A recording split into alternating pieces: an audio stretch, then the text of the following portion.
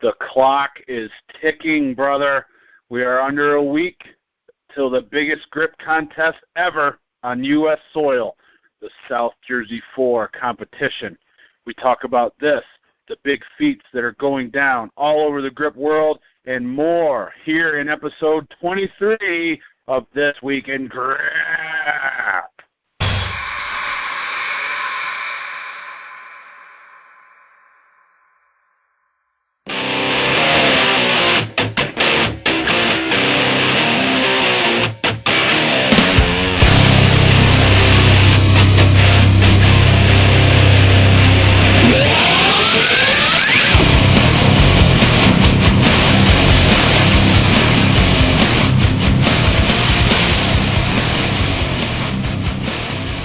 Hey everybody, this is Jedd, and Alan is on the line. We are going to be talking about South Jersey 4 and a lot more. Just wanted to remind everybody to use the hashtag #ThisWeekInGrip. You're doing a fine job of that, everybody. Keep up the good work. Also, a reminder, give the video a like when you can. We want to try to keep the likes flowing on these videos. It helps us out all together, in the sport of grip, because it helps promote this particular video. So keep on doing a good job with that. We did a really good job last time. Let's go for a goal of 30 likes this week. What do you say? That'll help us get the word out. Remember, the first rule of grip sport is you tell everyone about grip sport. Before we get started with the new stuff that has gone down, just want to give a couple shout-outs. First off, one to Raymond Cody, who has had some health issues the last week or so. I don't know exactly everything that was going down, but I know he was in the hospital for a while, and I saw his wife was making some posts. I do believe he is getting better, but thoughts are still with him, so hope you're doing better, Raymond. And then also, I saw that Jerome Bloom is going to be having some procedures done here in a little while. We'll be out of the sport for a while, so we'll be thinking of you during that time as well, Mr. Bloom. And until that day comes where you have to go under the knife or whatever it is, keep on training hard because we like seeing your videos. Alan, tell me, man, how's everything been going here the last week? How's your training? How's your prep going for SJ4? Are you going to rent a new car or anything like that, a wagon, a bus? What's the plan, brother? All right. So, yeah, training this past week went pretty good. I did my official retest, kind of figured out where my openers were going to be on Thursday, which went a little better than I expected. I didn't get a whole lot of sleep the night before. I had a lot of things going on. But, so, yeah, I'm ready. My deload has begun, and I am real excited.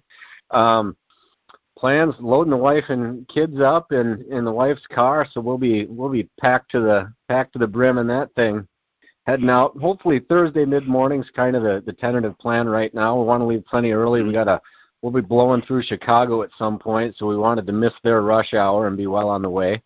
So yeah, that's where we're at anyway. With the four of us in the car, there'll be plenty of stops. So the 16-hour, I guess, trip per navigation will probably be a little more like 18 or 19. So, yeah. But I am real excited. I can't wait to meet everybody, and this is going to be a great one. Now, have you ever been out here on the East Coast, Alan? Never have been. No idea at all what to expect. No. Are you going to, I sure hope you're not just coming over here competing and then jumping in the car and going back home. You're probably going to, see the sights. That's the plan, yeah. Yep. So while I'm going to be occupied with the competition, my wife and kids are going to meet up with some friends, and they've got some areas they want to hit. But beforehand, we'll probably be getting in there early sometime Friday morning. And so they wanted to kind of go see a couple of things quick. We'll get checked into the hotel, and then the plan is Sunday we're going to go see the Statue of Liberty. It's something the kids wanted to do together as a family, hit a few other sites, and kind of leave probably late Sunday afternoon and get back on the road. So I hear you. It'll be rushed, but fun nonetheless. So get in what we can anyway. Cool, man. Cool. Did you see that we had some participation from the topic of the week in the comments section of last week's episode? I did. Yeah, I thought Gil had some good points about what the a good size for what the women's dumbbell should be. Yes. So and he had some it's one thing I had never considered, and I didn't give it some of the, well, it was kind of an on the spot, I guess, response that I had initially when we were talking. But yeah, with where some of the women are pulling, the numbers he came up with, he specifically, I think, was suggesting 85 to 100 pound dumbbell, which definitely didn't sound out of line. So, yeah, I guess we'll have to see. I'd like like I said, I'd like to hear some of the ladies' input on that, what they think of, a challenge bell would be. Because I know, as I'd indicated, Becca Roberts has pulled some monstrous numbers. I think I saw her hit like a 125 for a single, and she was repping like 115 pounds, no problem, and even Elizabeth Horn's got a video out there. Was that on the 2.5 crusher? Yep, on the 2.5-inch crusher. Yep. Right. So she's flirting with some pretty strong numbers on that already. So, Elizabeth Horn there was a video out there of her lifting, 118 pound inch type dumbbell. So we've got some of the stronger ladies in this sport are definitely already pulling some pretty healthy numbers. So yeah. But yeah, I'd like to hear their input nonetheless.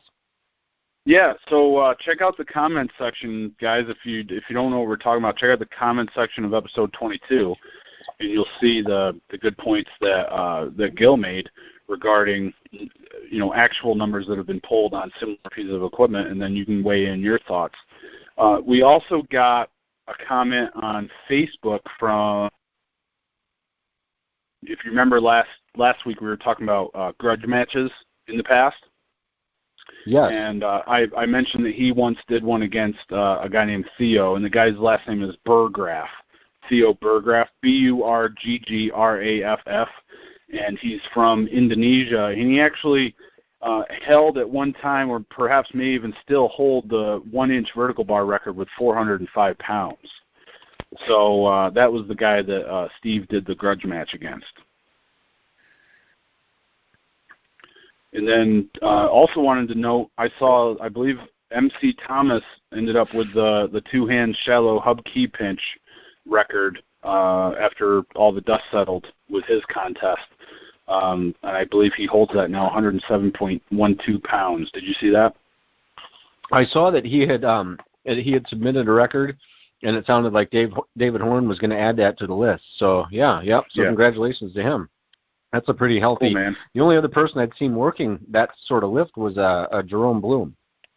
Right. So I don't know how popular that is or anything, but yeah, nice lift. That's something I should give a try one of these days. See how exactly difficult that is. Good for him. Yeah, I've never tried it on the shallow hub. We did it with 100-pound plates. JT Strasser and I did that, back in 2013, I think, but haven't really done it too awful much since then. Did it so much that I know both my index fingers were hurting, so it can be kind of tough on the index fingers, kind of in the same way that the mammoth coin can be.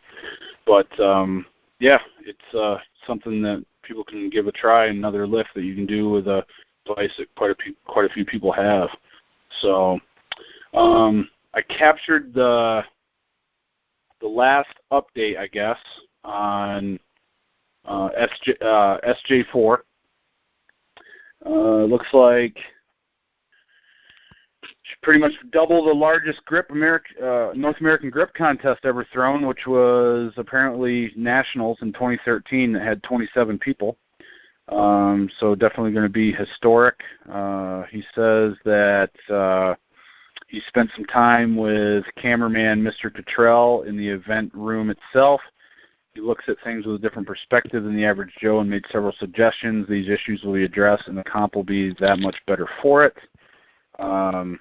Gives a shout-out to the Red Shirt volunteers. He says, the only complaint about the comp will be the lack of space at my house. With a decent size, 40 would be tight, and 55 is going to be crowded.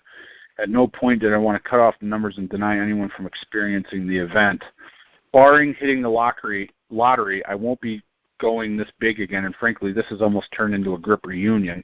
I mean, how awesome is it going to be to meet all these people? Unfortunately, it will be predictably hot that day, 89 with a real feel of 99, maybe hotter with all the people in that small room. So expanding to the deck seems iffy, he says, but he is going to set up a 10 by 20 tent on it with misters to attempt to make an area that is very usable. So lots of stuff going down. Talks about the medley being a 60-second sprint. Looking forward to that myself. He says it's going to be a long but epic day. Josh Hensey has created some awesome and one-of-a-kind trophies. If you're skilled enough to take one home, you will be celebrating winning at the largest single-venue grip contest ever in North America. And that, my friends, is pretty cool. That's from Nate Browse himself. Any thoughts about SJ4, Alan, going in now that this is a show right before it? It's hard to believe that we're here at this point already. Well, did you see that Richard Soren's going to be making an appearance? I did, yes. I just slid down the post on the grip board, and I had seen it on Facebook, but I forgot all about that. So yep. That's going to be cool. That's really exciting. Yeah, yep. I'm anxious to meet him. So yeah, I'd be curious if he was going to bring anything along like the Oblob or something like that. But maybe that stays under lock and key back at Sorenex. Hard to say. That's a good question. You might be able to put in a request for that. I know in 2005 he flew out to the contest that we held called the Global Grip Challenge, and he came and he brought some of his old-time grip testing devices, like old grippers. Like they didn't even look like hand grippers look like today. They were different, kind of like pneumatic-style grippers or whatever. They were totally different, and he was actually like writing down the numbers that people got in like a little book and things like that. So I don't know if he'll have that with him or not, but that was pretty cool when he brought that before. I didn't get to squeeze any of those grippers because I was competing and helping run the contest, so it just didn't work out, but it would be nice to get another chance at those. So, yeah, definitely going to be awesome having him there. Yeah, what else, man? What else? Anything else that you've seen pop up that maybe we haven't discussed here on Grip Strength? This Week in Grip? No, I don't think so. Not with regards to that. I know some people. The one other thing was guys were trying to organize a bit of a swap meet to potentially have maybe before or after the contest. It sounded like some people might be bringing an assortment of things. So I know I'd already mentioned I'm going to be picking up that half 110 hex. But yeah, boy, I tell you, if I sure intend to bring a few extra bucks with me in case there's some interesting things I haven't put my hands on before that are people looking to part with. I know it sounded like Tom Schiavelli was going to be bringing a couple of like those Strength Shop inch type bells. You know, it sounds like he's outgrown a couple that he had, so some people are going to be picking up some of those, and so nice. That's exciting. I'm kind of anxious to see some of the things that people might be showing up with the trade. So yeah. But yeah, that was about the last that I had caught. I tell you, I am just overwhelmed with excitement at this point. This is going to be so big. It's the first time I've gone to something like this. The competitions. I mean, I had one here last year, and I went to one that Gil had. It was just a few people at each one. So this is going to be quite a wake up call. Should be awesome. Yeah, it's going to be like a summit of grip sport. There's just so many people going to be there. The last time that I think I can really point to a time where there were so many people coming that I had never met before. The first thing that pops into my mind is the Arnold Classic back in 2004 and 2005 when they did the Night of Strength. After the first day, we would gather in the hotel, like a conference room of the hotel right next to the venue. Like you could walk to the hotel through like the hallways. You didn't even have to leave the building. So this hotel was literally connected by hallways. So people were bringing in block weights and kettlebells, steel, horseshoes. Atomic Athletic put the whole thing together. So they had a bunch of their equipment there.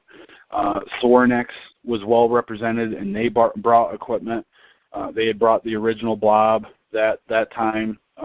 So this is really a very similar situation, the feel of it, because, nothing like this has ever happened for grip sport, as far as these numbers. And, just like back in 04 and 05, nothing had really ever taken place as far as like a get-together that big either. So it's lots of allure, lots of magnetism taking place, and you're going to be able to cut the excitement with a knife, I think. For sure, yeah. Are you going to be staying right at the Best Western where the competition is going to be? I actually don't have reservations anywhere yet. I forgot you you flew that way. Yeah. Yeah. Okay. So I've put that off again, but we'll figure something out. There's I know there's lots of hotels down there. So we'll figure it out. I just haven't been able to dedicate the time to doing that yet. So, but yeah, we'll be down there somewhere, even if we have to hide behind a dumpster or something like that in a tent. we'll find someplace to sleep.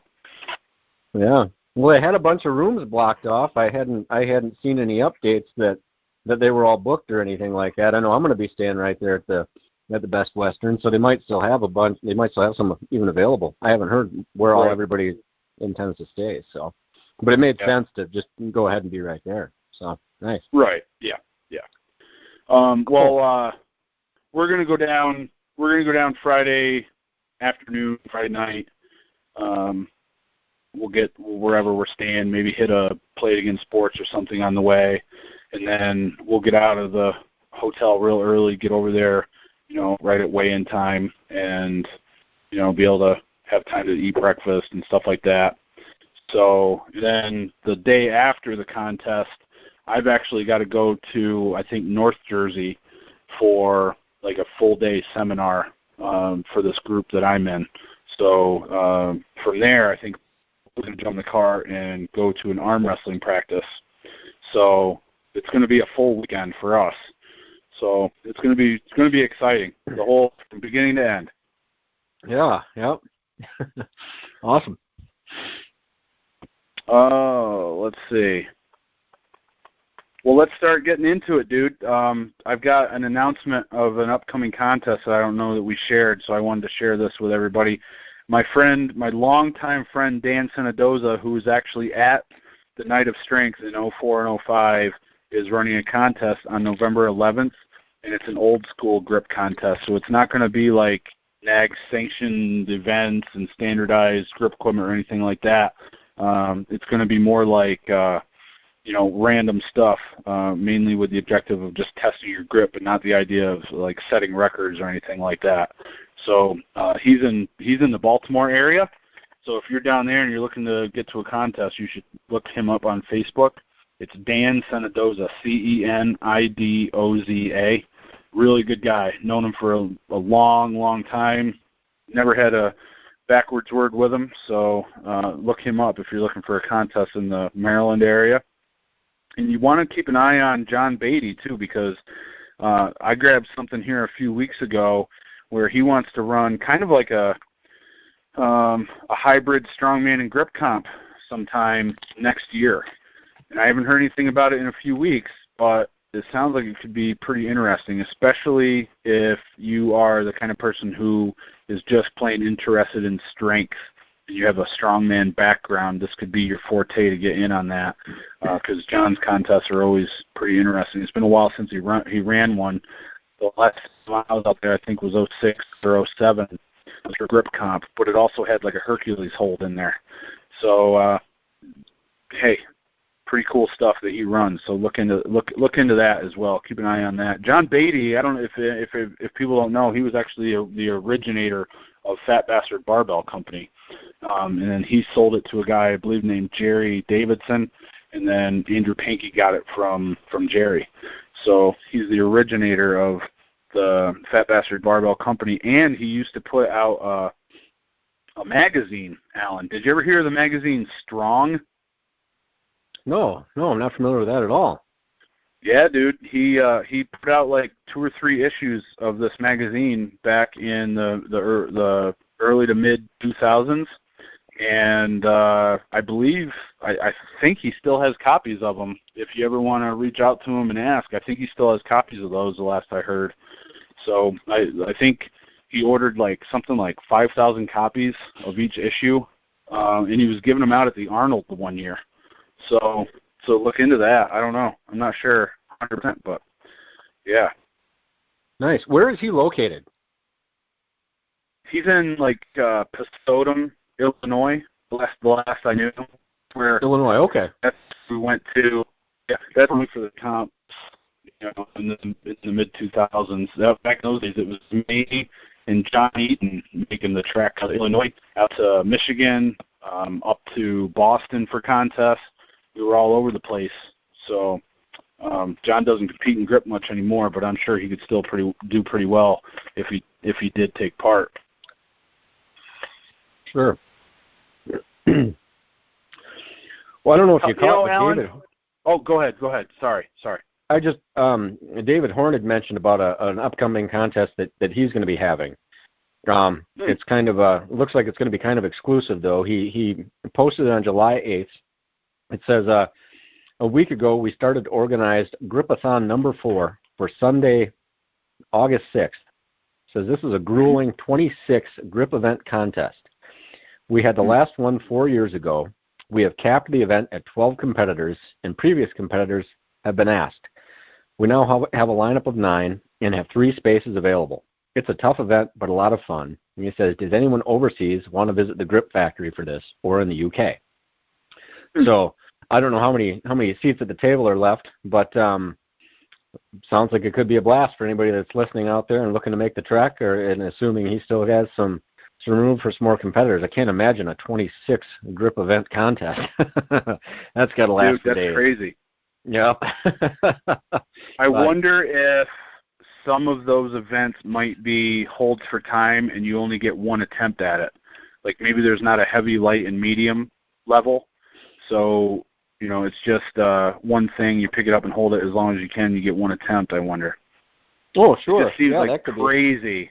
It just seems crazy to have 26 events where you're going to take 4 attempts. You know what I mean?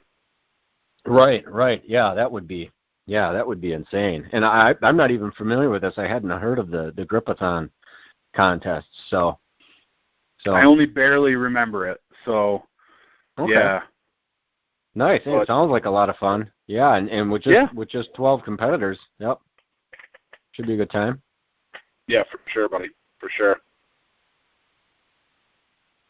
But this week we haven't done these in a while. I found one pretty cool. Oh, okay. What you got?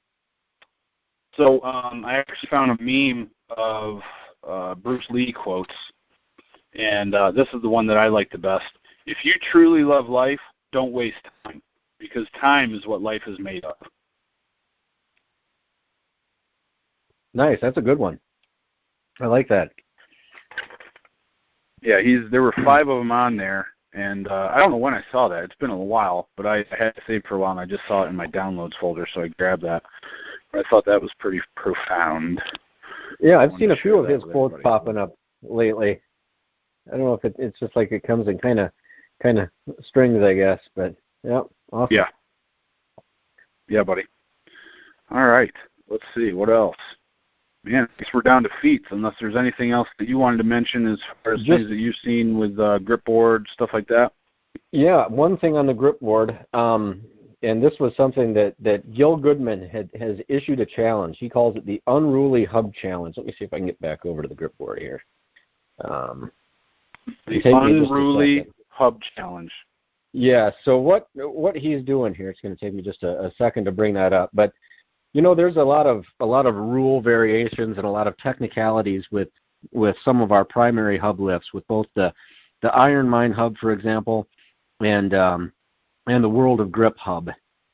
So what Gil's challenge has issued basically is he has issued some simplified rules, and he wants to see who. I'll read this more specifically here in a second, but he wants to see who out there can break the current world records using his rules, and then he even has a reward offered to those that can do it. So, all right. So I'll start with this. So this is listed in the grip board, and it's called the Unruly Hub Challenge. He posted this just this past Thursday. It says, there's a lot of frustration surrounding the nuance and rules for the hub, and it's something that I think about a lot because I enjoy the hub lift. With this in mind, I wanted to issue a sort of challenge to see how important the convoluted rules for the two most popular hub sizes actually are. He goes on to say the rules for the Iron Mind hub are here, and then he posts a link. The current record, as accepted by Iron Mind, is 90.16 pounds by Hari Talonen. And the rules for David Horn Shallow Hub can be found here, again, another link. The current record is 67.3 pounds by Pasi Matala. I'm sure I butchered one or both of those names. So he says, ignore those rules for a moment. I want to offer a reward to anyone that can break either of these records using the following simplified rule set. It says, rule number 1, the lifter must use an unaltered hub, and only magnesium carbonate chalk may be applied to the hands and device. Number 2, this is a one-handed lift. The lifter's hand may not reach around or below the base plate or make contact with the inside surface of the hub. Number 3, the hub must be lifted approximately level, and neither the hub nor lifting hand may make contact with the body during the lift. Number 4, the lift must be demonstrably greater than 7.5 inches, either using a crossbar or reference object to confirm lift height. And 5, the lift and total weight must be recorded on video. He says, note, I reserve the right to disqualify lifts for funny business, so no lifting with a magnet in your palm or hoisting the plates up with your foot, etc. And here's the reward part. So he says, I will send a Barrel Strength Systems t-shirt and a 50% off coupon for a dub hub to the first lifter to break each of these records. If the same lifter breaks both records, I will give them a free dub hub and t-shirt. Let's get to hubbing. So immediate names that come to mind, of course, John McCarter in a competition has already pulled nearly 95 pounds on the Iron Mind hub. So he's the first one that jumps out at me, but I know there's some other guys that are pulling some monstrous hubs too, and they have in the past. Aaron Corcoran, obviously, but then we've got, James Fuller. Geez, even Gil Goodman's got some pretty monstrous hub lifts. He just posted one up there on his YouTube account, just, unwarmed, just boom, rips 50 pounds off the ground like it's nothing and work up to 75 for a pretty easy pull. So lots of strong hubbers out there. So I'm anxious to see what people can do. We've seen John McCarter lift over 100 pounds in some of his training videos. So this is just screaming his name. But yeah. So that's kind of exciting. I like seeing some of these challenges pop up, and I personally like the hub lifts myself. So should be interesting to see what comes of it. Now, the one thing that I don't know if I missed it, or maybe you could just clarify it for me, is he saying to use the dub hub, or is he saying to use any of those hubs? Those hubs in particular, the Iron Mind hub or the David Horn Shallow hub. And he's looking specifically to see both of those records be broken. Yeah. And he's just handing out the dub hub as the prize for whoever does it first. So. Gotcha. Interesting. Well, I like seeing that kind of stuff. I have both of those. I could give those a try. So he didn't specify what you can do with your thumb on the hub? No. According to this, it's, lift it however you feel like. So if you want to V-bar the crap out of that thing and you go for it. The rules are they're in their simplest form. It's basically, lift it vertical. Don't be grabbing it by anything other than the hub. Otherwise, do it however you feel like. So, gotcha. It should be pretty straightforward. I mean, I know that's obviously kind of a hang up for some people. The exact positioning. You see people trying to do different things to be within the letter of it. I got to think if a guy could get his fingers literally more or less in a V-bar thing, assuming there's some adequate comfort there in doing so, they should be able to pull some pretty epic numbers on that. So I'm anxious to see what they come up with. Sure, yeah. Well, I mean, some people have some pretty amazing abilities on those hubs. So I know a lot of people have dedicated a lot of time to hub training. So it'll definitely be interesting to see what people post up. There's no doubt about it. Now, I don't think that's going to eliminate the the complaints that take place, I think people will still end up having things to say about them, but that's just the nature of the business, I guess. So, but it's going to be cool. Yeah. Yep. Awesome. Yeah, that was pretty much Great. the latest that I'd seen on the grip board. I know the MM6 went out to Morgan. Haven't heard if he's... Dude, I just saw that he closed it. I just saw it on Facebook. Oh, okay. I missed that. That was my feed of the week, brother. Oh, beautiful. I hadn't seen, okay. Well, that I completely missed. That update sure wasn't on the grip board that I had seen. So, oh, yep, it looks like it just got posted. Yep, nice. Well, congratulations to him. Yeah, man. What a highly skilled guy at grippers. Gee whiz.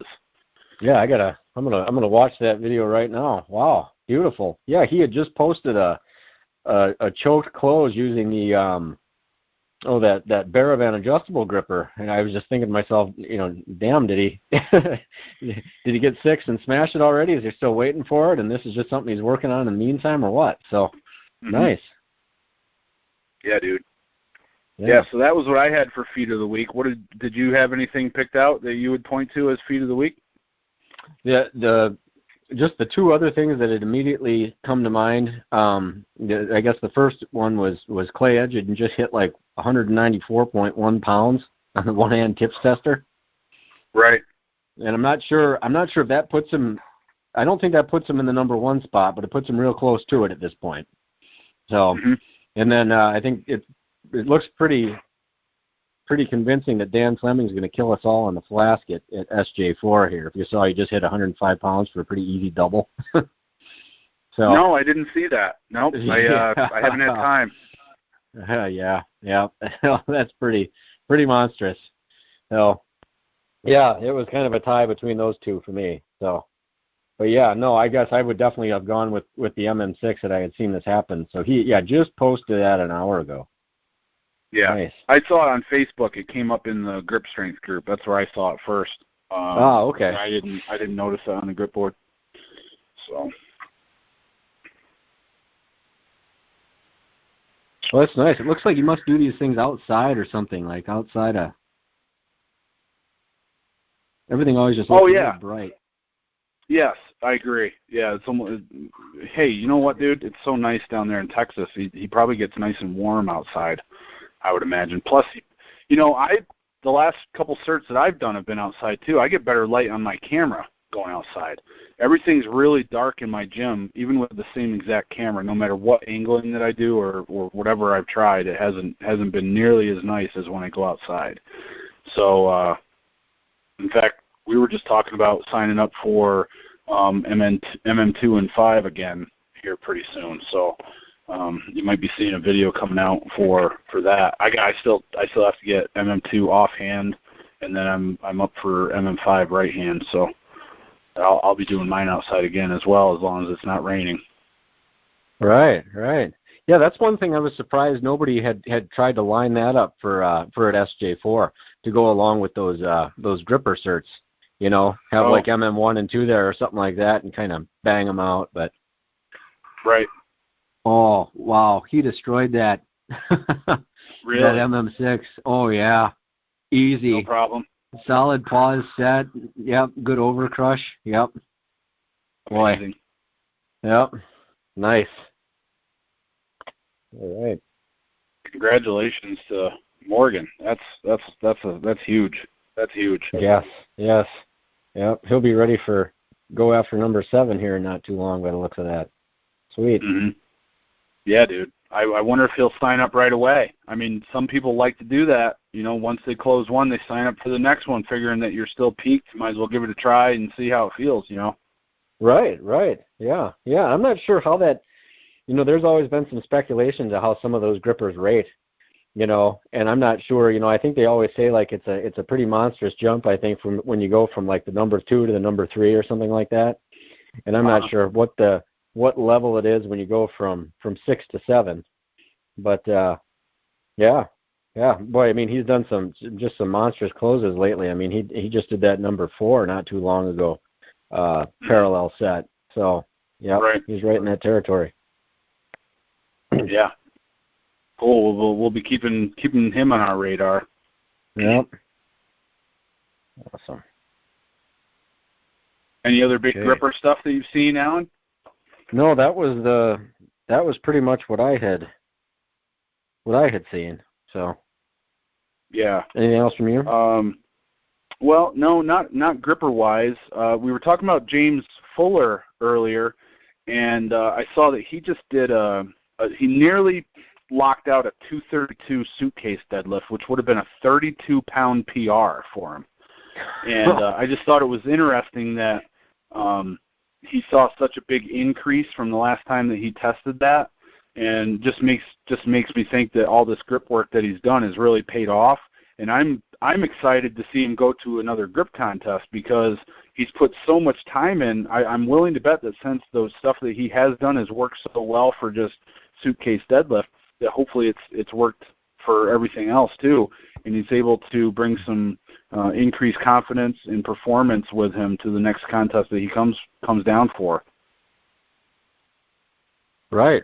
No, I like watching all of his training videos. It seems like he's always working on something, big variety too in what he's doing. Yeah. Yep. Yeah. And then I believe this came from Clay Edgens' gym. Did you see a lady named Kendra Daniel that did 171.6 on the two hands tips tester and got the number 2 spot for the women's division? I caught that. Yep. Congratulations to her. So that was at Clay's place, right? It looked like it. Yeah. Yep. It looked like I kind of recognized the competition plates more than anything, but it looked like he was the one that posted that. So, yep. I thought so. Yeah. Yep. Now, have you heard of her before? Because that was a new name for me. No, I haven't, man. I have not. Okay.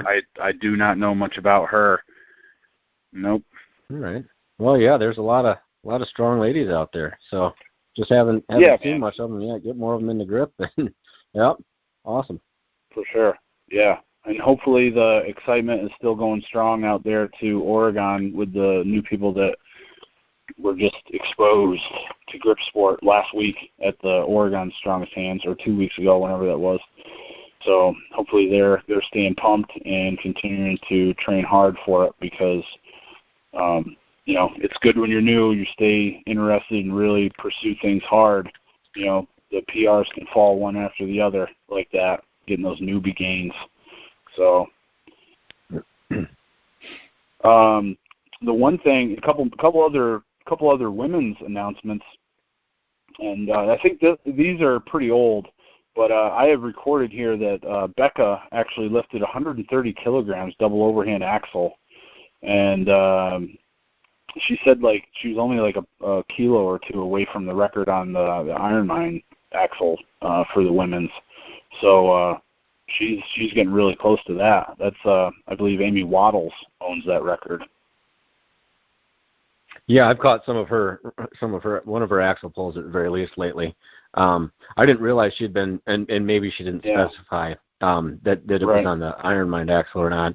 But she's over. I don't think it was an Ironman axle, but on whatever the axle that she has. But the interesting thing about it is that she hasn't tried an axle max in 8 months. So again, another piece of evidence where people are not training on the implements that they're testing on, and then they do really well. So that's interesting. Yeah, right. And then Ben Mattingly also posted up an announcement a few weeks ago about his, I don't know if it's a client or friend or whatever, but it's this Anya Tetzner, she just bent a blue nail, which is pretty darn rare. So she did it in IMPs with the pads together, which makes it even harder, and she makes it look easy. I don't remember what the video looked like, but I guess she's looking forward to making the step up to grade 5 bolts pretty soon to have a crack at those too. So those nice. are Yeah, I remember catching that. Yeah, that's a pretty big milestone for ladies. You haven't, I haven't heard of anyone else except for I think Elizabeth Horn bending blue nails. Nice.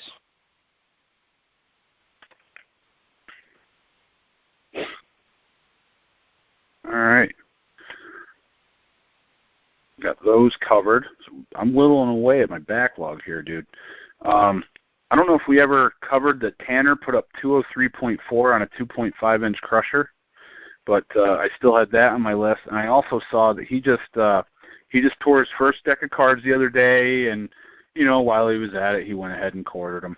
No big deal. Yes, I saw that too. Yeah. Tanner.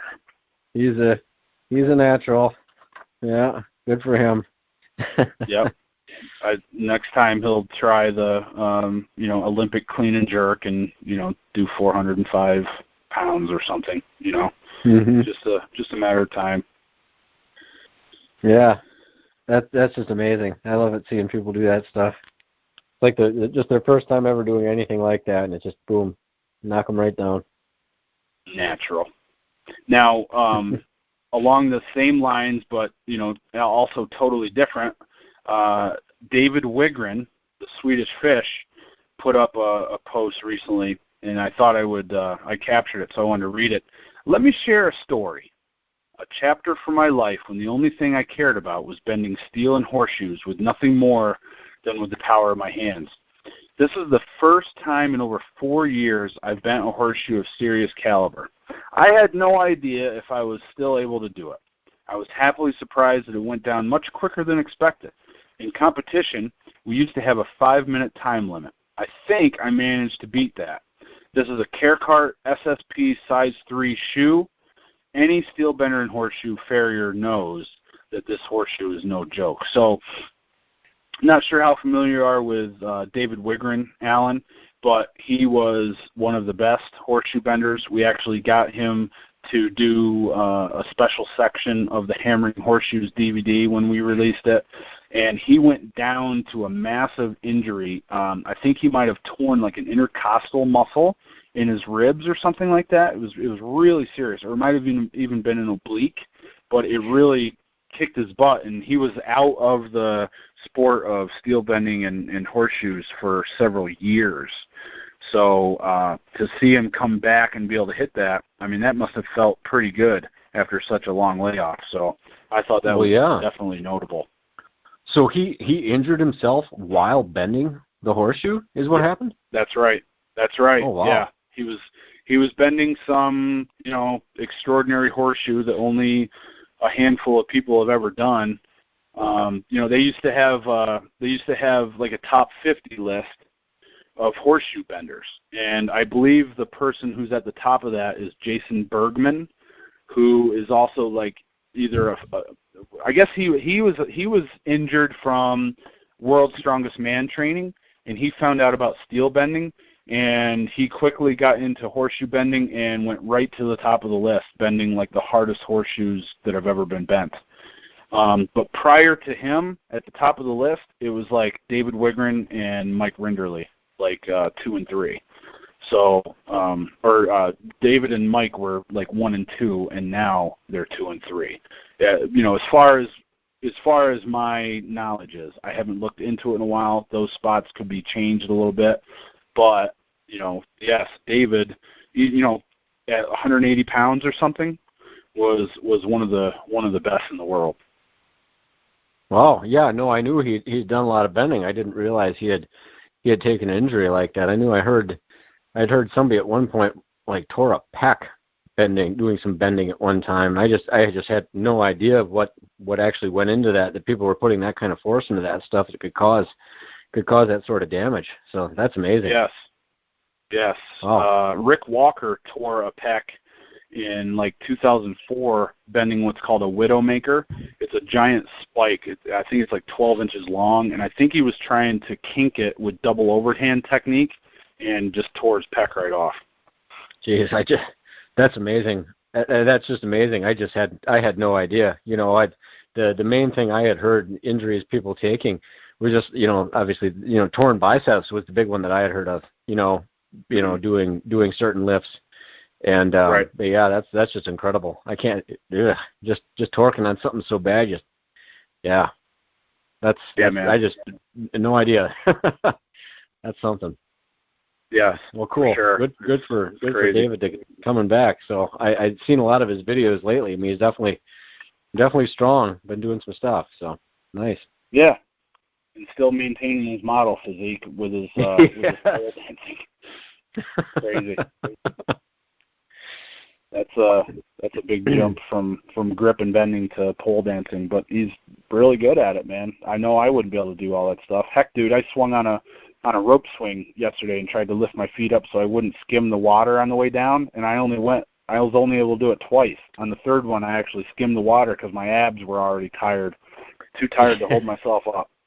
I saw that video. Yeah, that's one of those really surprising things. Actually, you don't know the strength that kind of goes into some of that. The first time I ever tried the rope swing, I kind of had the same thing. It's kind of an initial jolt on your system, but yeah, there's some real fatigue that can set in on that. So yeah. Lots of fun. And there's some real skin damage that can set in on it if you land like I did on the first one. My back was all red. I went down through there and I hit like the apex or whatever of the pendulous swing of the rope, and I just released and ended up smacking my back. Did a back smacker, dude. And I think people on the other side of the lake heard it. I'm real glad that I was able to make everybody laugh. That was, holding my camera and standing behind. They thought that was just fantastic. So I'll get them back sometime. Yeah. As if they were so graceful when they went off the rope. Right.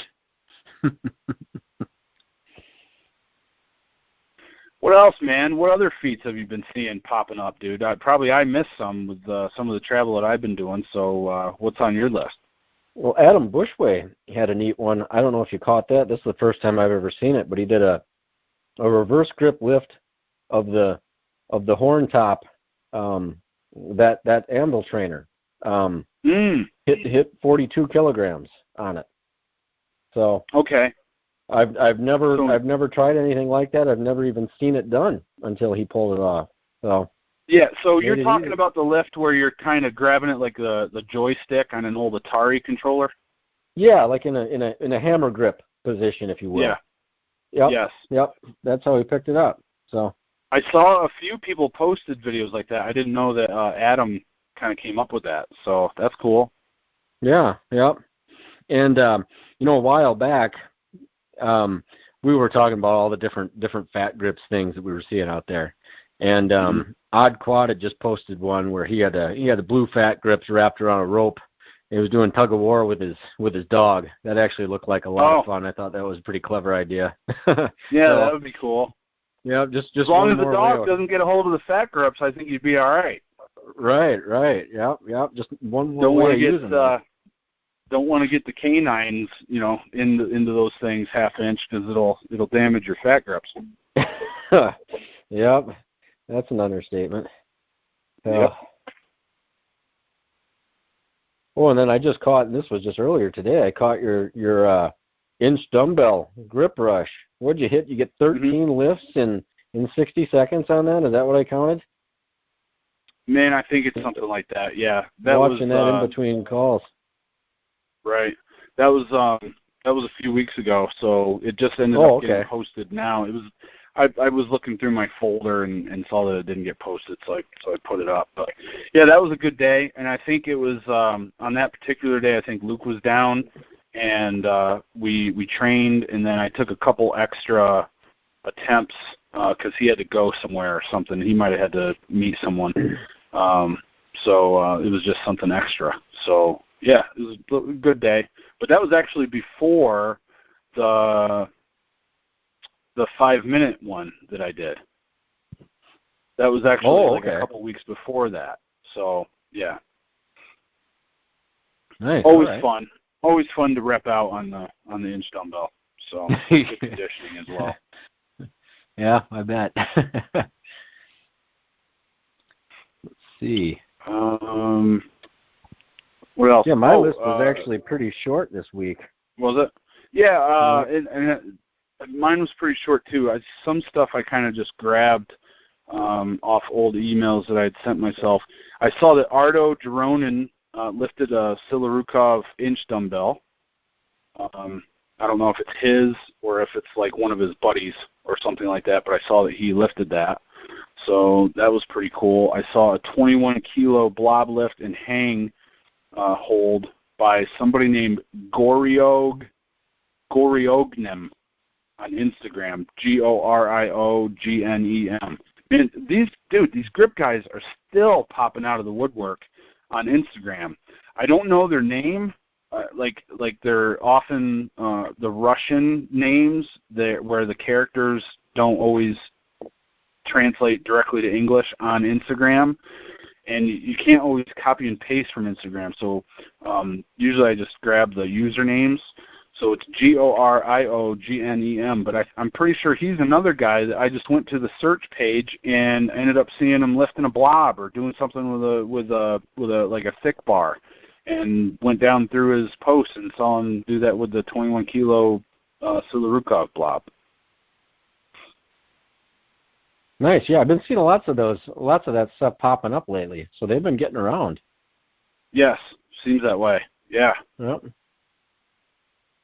I saw Paul Savage put up a 32.6-kilo Iron Mind hub. So maybe he's somebody that could go for the no holds barred or whatever rules of that Gil put out for the hub, man. Right.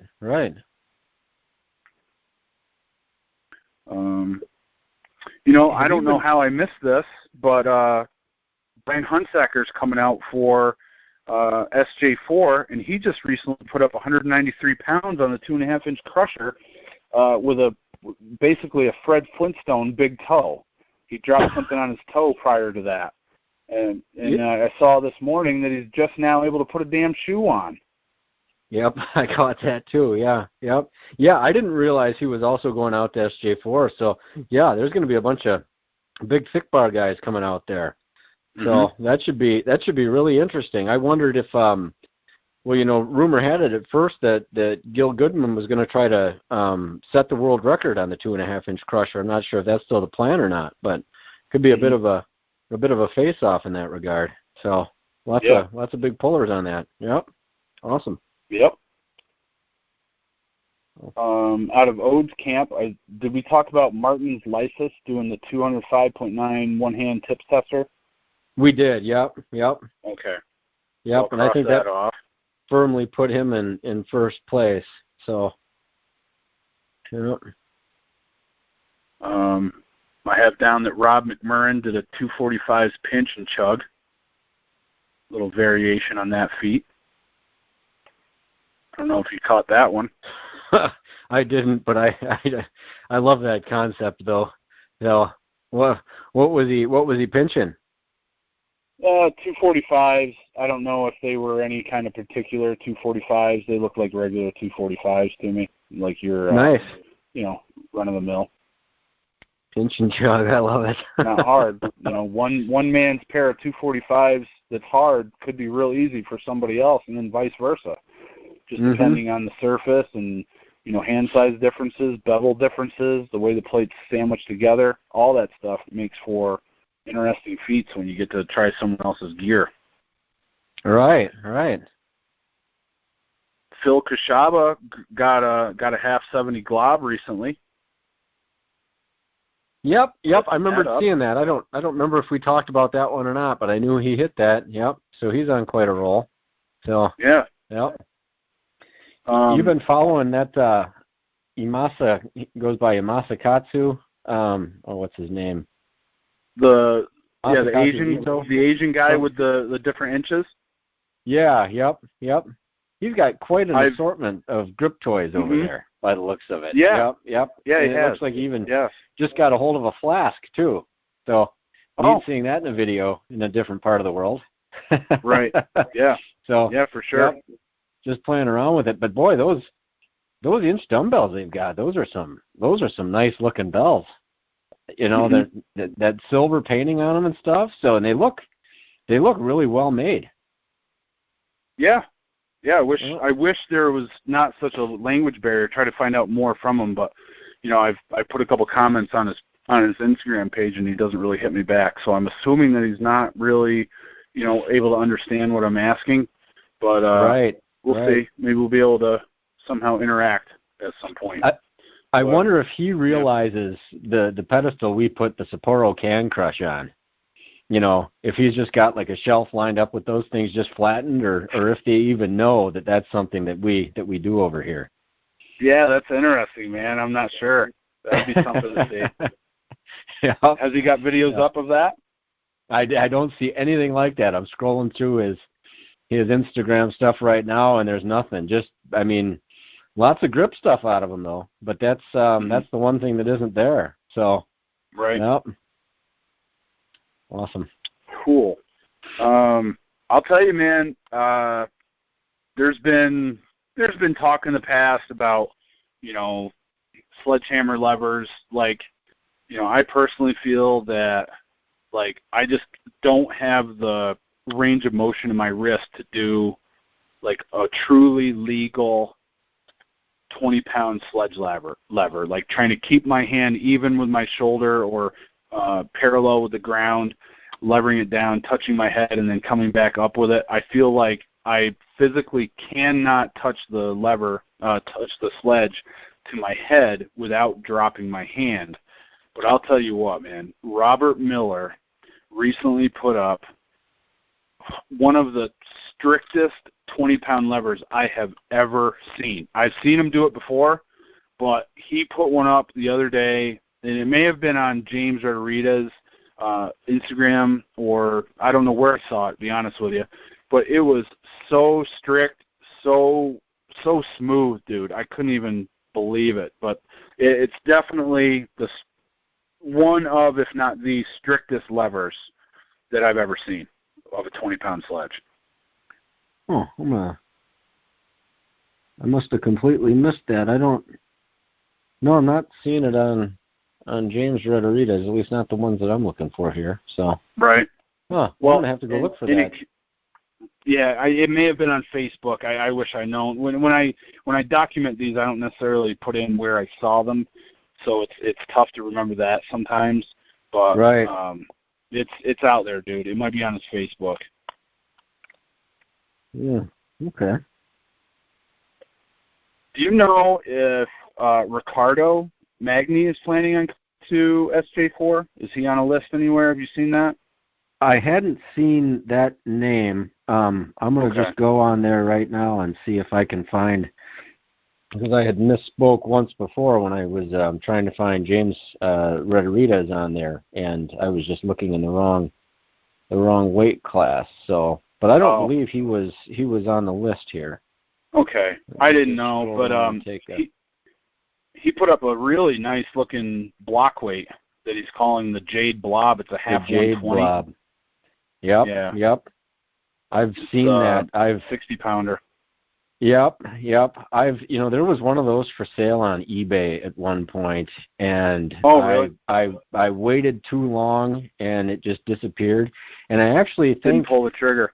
Nope, but I should have, because the price was just ridiculous on it. It was one of those things where the guy wanted like $50 or something. I mean, it wasn't even a lot of money, Oh my gosh, you're such a loser, Alan. Oh, I know wow. it. I know it. I'm terrible. I tell you, Delmar Carter had one for sale on the grip board at one point too. I think it was a 60, and I don't know if he ever sold it. And I didn't know if perhaps that was the one that Ricardo Magni got. Maybe. But yeah, I should message him, because it would be cool, if nothing else, if maybe he brought that down to SJ4, assuming he still has it. So right. Yeah. And I'm just going through this list of competitors one more time here. And this was as of 6/18. So let's see here. So I might just run down this right now, I guess, if we got a couple minutes here. As of right now in the juniors, there's Anthony Andrade. The women, it looks like Amber Andrade, Juliet Avella, Christina Merritt, Maria Bisquetta. That's why I could have sworn that Wait a minute. Wait, who? You say Amber Andrade? that's what it's indicated as in here. Does that mean the things became official? I don't know. I know that they had plans, but I didn't. I thought they were doing it overseas. Oh, okay. I thought they were going to like Scotland. Well, maybe that's just okay. That could be. I don't want to get that wrong, but that's definitely how it's indicated in here as of right now. Anyway. Right. Well, that's cool. Yep, well, I don't know if you remember, but he proposed at King Kong last year. Yep. I remember that. Yep. Yeah. Yeah, I just hadn't seen any recent updates anyway. I didn't know what their actual plans were for in the future. So, sure. Yeah. No problem. Let's see here. The 66K class, it looks like there's a Pete Hustek, Mike McMillan. That's another one of Chris's buddies. He's been down here a couple times. Good dude. Okay. 74K, it looks like Jose Cabrera and Anthony Clarino. 83K, we've got Chris Scheck, Tank Andrade, Rich Cottrell, Dan Fleming, Kyle Flynn, myself, and Bob Sundin. So Chris Scheck's going to compete? Looks like it. Yep. According to this. So I'm not familiar with him at all. The only guys I know of would be Tank Andrade, Rich Cottrell, Dan Fleming, and actually Bob Sundin's the other one. The Kyle Flynn I'm not familiar with. Chris Scheck is the guy who was like the primary, like the protagonist in the documentary Bending Steel. He was the strongman guy that the movie was focused around. Oh, interesting. Okay. Mm-hmm. Now he was at SJ4 last year, but I don't remember him doing any of the competition. So, but I think he and Nate have become pretty good friends. So maybe they've done some training or whatever, and he feels confident, ready to throw down. That would be cool. Right. Okay. Awesome.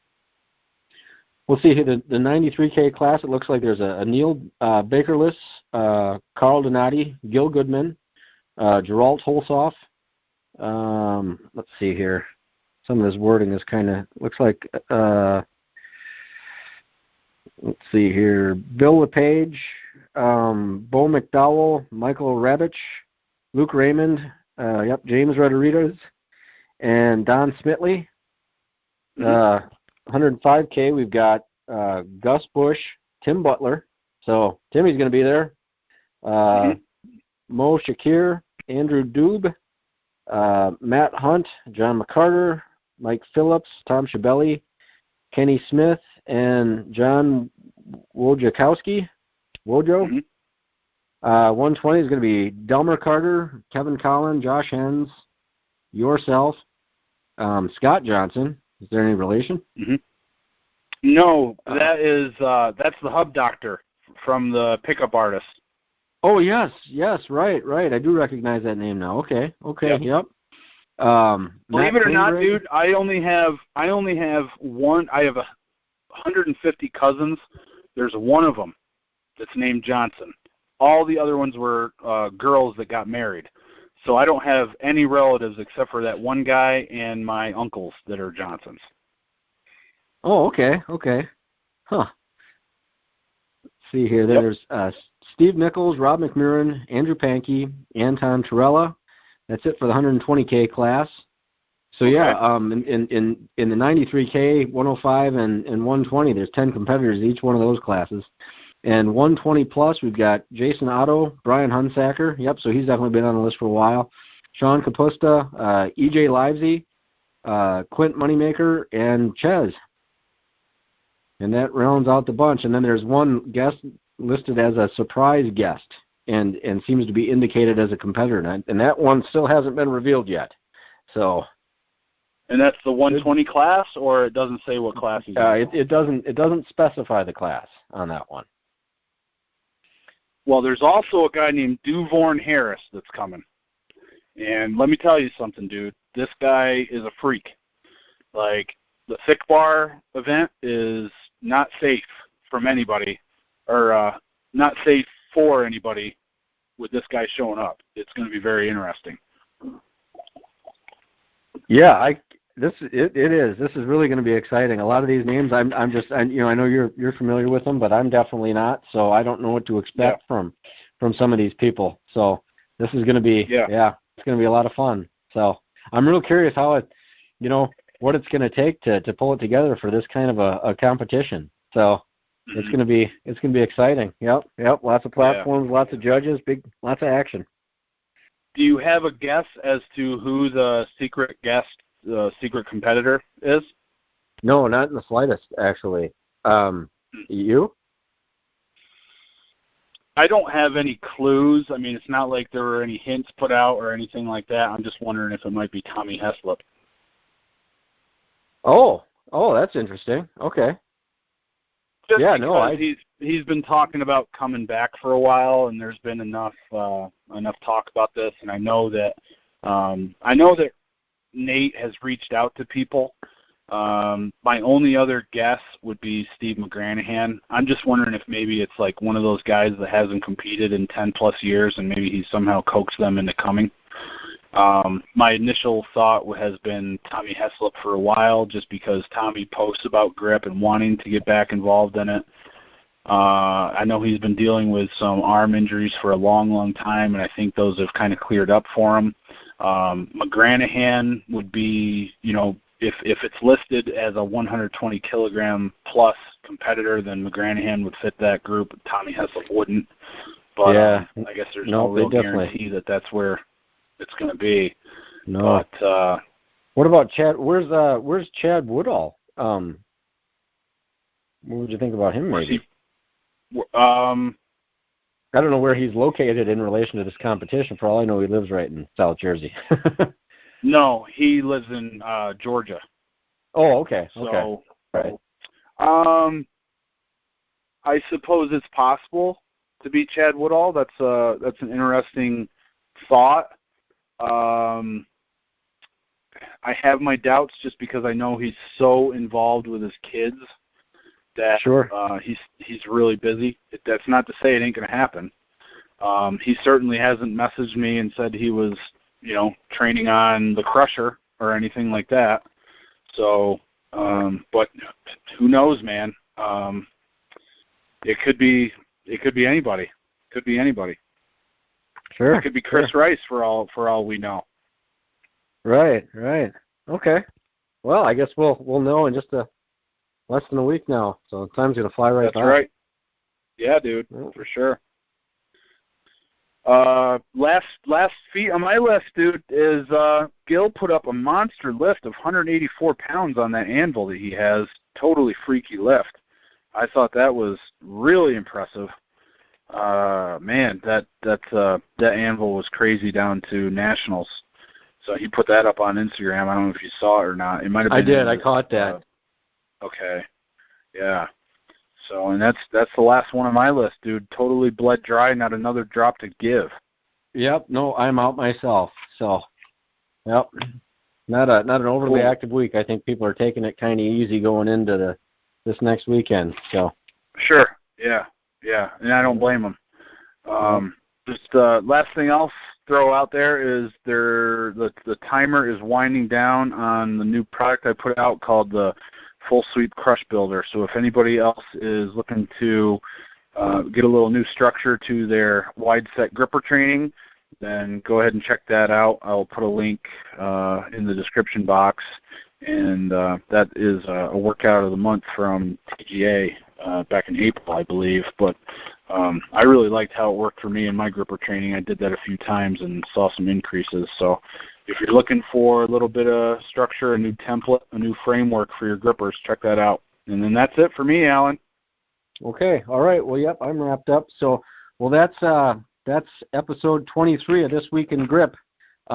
Next big thing out there is SJ4. I'm looking forward to meeting everybody. I'll be down there Friday sometime.